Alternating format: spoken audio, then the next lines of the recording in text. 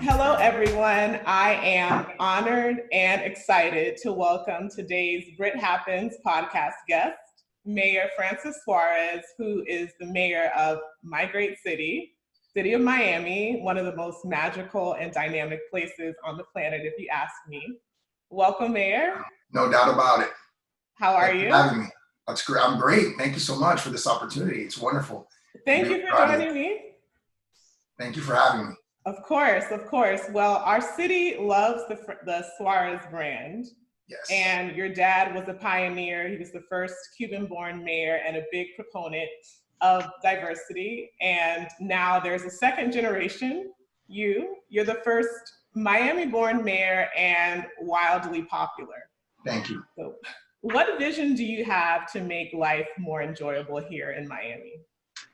Miami is such a great city. It has so much to offer. Obviously, before this crisis, we were doing so well. My first couple of years as mayor, we grew 8.5% my first year, 10.5% my second year, really differentiating ourselves in sports and culture and creating the kind of city that was diverse in terms of its people, but also diverse in terms of its economy. Trying to get a greater and greater foothold into the tech ecosystem. And I think that's something we're going to have to continue. Obviously, we have some advantages. We have wonderful weather. Again, we have great people. And we have a great mix of cultures. And I think that is something that's a strength of ours that we have to continue to really showcase. But, the city is doing so well, and all we got to do is sort of get back on track. Right. Absolutely. Which brings me to in early March, you were one of the first people and public figures to test positive for COVID-19. And I think it was a brilliant move of transparency and leadership for you to start your online journey with your digital journal. So how has that experience helped you to manage the pandemic here in our city? I think it's helped in a variety of different ways. I think the first is I realized that I was an asymptomatic carrier. Had I not been in the room with someone who had said publicly that they were positive, I would maybe never have gotten tested. And so that sort of shaped a little bit of my public policy on it. I think we also were very proactive at the beginning to cancel large events like Ultra and A Street, and that sort of set the tone for how the city was going to deal with this pandemic. And we probably saved a bunch of lives because of that decision. And so, we've worked to try to conservatively come up with a plan to open safely in our city. There's a lot of pressure from people to get out and to sort of burst. Right. I totally understand. But, we want to make sure we do it safely. Right, which brings me to a lot of people dub Miami as the playground of the USA. So living in paradise, it's very tempting and challenging to keep residents sheltered and safe. I love the Stand Up Miami campaign. So, and you post periodic updates online, which I love as well. So where are we now in terms of opening up the city?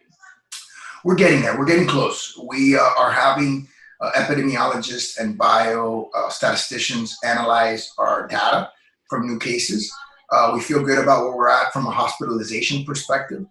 And then that's the basic criteria that we have to look at to determine when we're in phase one. We hope to make an announcement soon based on that information that will, allow us to start opening up parks and things where people can enjoy so long as they maintain respectful social distancing. So it's difficult because what we see happening across the country is when we give people what they're entitled to, which is their freedom. Unfortunately, we see a lot of irresponsible behavior, and then we kind of have to start undoing some of that because of its a health risk. So right. We'll see. Right, a balance between people's, I guess, anxious nature and their safety. Sure. How has working from home influenced the future of infrastructure and building and development, do you think? I think it's going to transform so many things. I call it the Uber effect. When Uber was created, people didn't realize that it was going to have a lot of secondary effects that were not related to the technology itself, like 50% reduction in DUIs. They didn't create Uber to solve the DUI issue, right? But it was created to create this platform and had this secondary effect. The same thing with this pandemic. I would say before this pandemic, maybe 10% of the people knew what Zoom was. Now probably 90% of people know what Zoom is and Skype.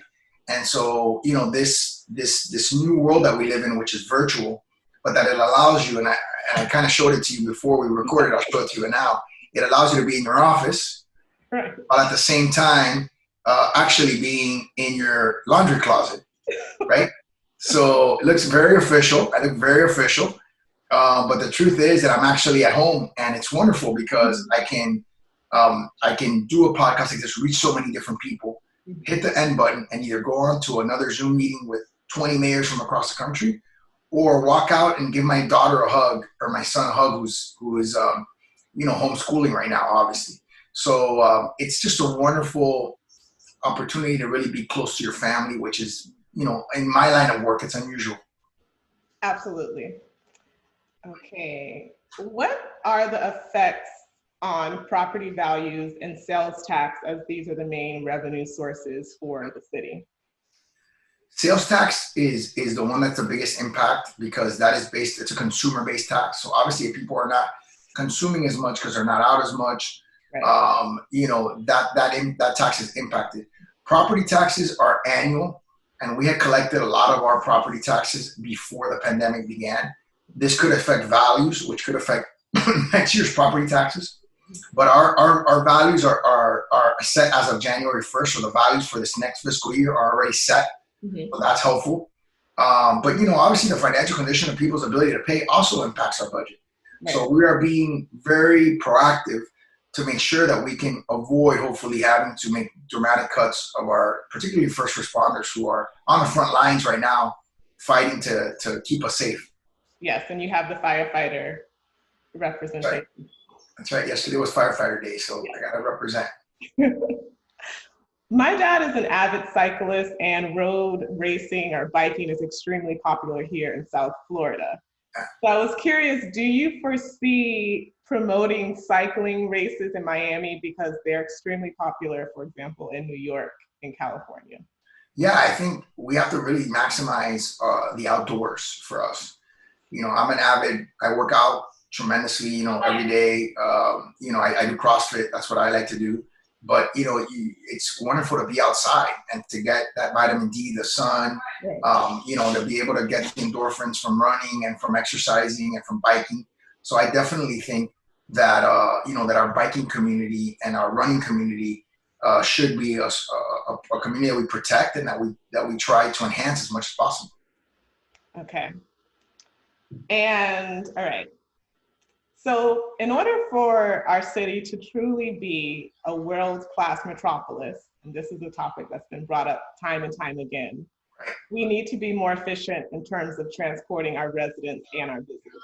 So in light of COVID-19, can you update us on where we are on the transportation and smart plan? Not as far as I like, but I will say this, again, sometimes I say that government sometimes will wait too long and an idea could become obsolete.